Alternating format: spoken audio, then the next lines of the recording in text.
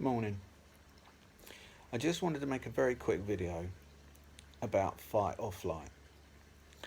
Now, there seems to be a growing trend on both Twitter and on Facebook where there seems to be two definitive sides to Tommy Robinson supporters. There are those now that are calling for the next stage, i.e. physical aggression, and there are those calling for calmness and passive activity. I'll put my cards out there. I'm for passive activity. There's no point us all getting arrested. It won't do us any good. It won't do, I don't believe it'll do the movement any good, and it plays straight into the hands of our opposition and of the government. Passive aggression, in my words, in my eyes rather, works just as well.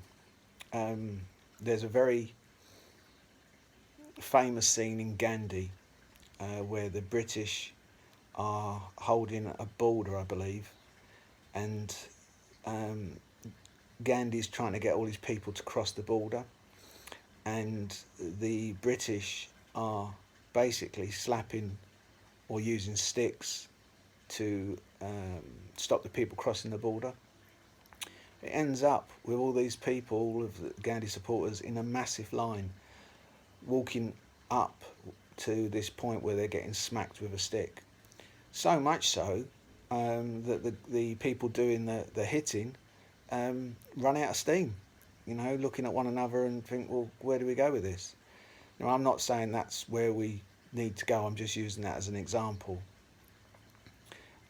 Passive resistance is like a sit-in to me. It's like sitting in the main arteries of London. It's affecting others, unfortunately, but it's affecting the government. If you want to shut down the government, then let's sit round Whitehall. Let's sit round the Houses of Parliament. If you get a few 100,000 people steam into Whitehall and all just link arms and sit down, that would make world news. The media just couldn't ignore it, and I think that's more important than anything. We have currently got the support worldwide. We have got people talking in all countries. We have got people opening their eyes that up till now were completely blind of it. But as I've said in previous videos,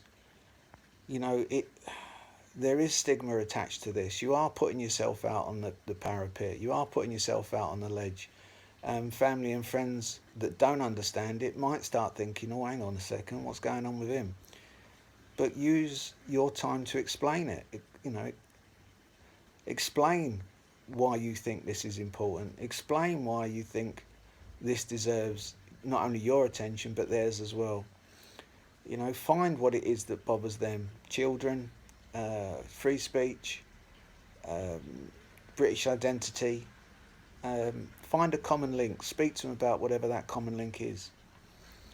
I, up till recently, would only use Twitter, and on the odd occasion I've done a couple of videos on Facebook, but on YouTube. I've never done anything on Facebook because my family and friends are all on there. But then I took a deep breath and thought, hang on, how can I support something and yet not speak in front of my family or friends? And the truth of the matter is, it didn't go down well with some members of family and friends. I lost a few friends because they didn't want to debate.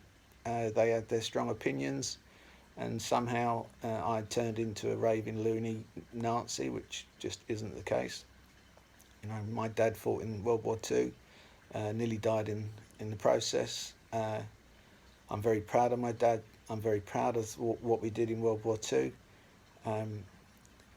against National Socialism. Most of these people that call others Nazis wouldn't even know what the name of the political party was. Maybe you should ask them if they turn around and say, oh, you sound like a Nazi, and you can say to them, well, what was their political party? National Socialism, wouldn't know it. So just keeping this short, I'll repeat what I said in the last one. Please like and share and subscribe. Unless we all do that and link arms, you know, this movement won't be as strong as it could be. So share, but most of all subscribe, because the more people that subscribe, the more people that view, vice versa. Make your own videos. Whatever you've got to say, make your own videos. Keep them short, sharp and sweet, and then everyone will watch them. All right, thank you very much. Have a good day. Bye.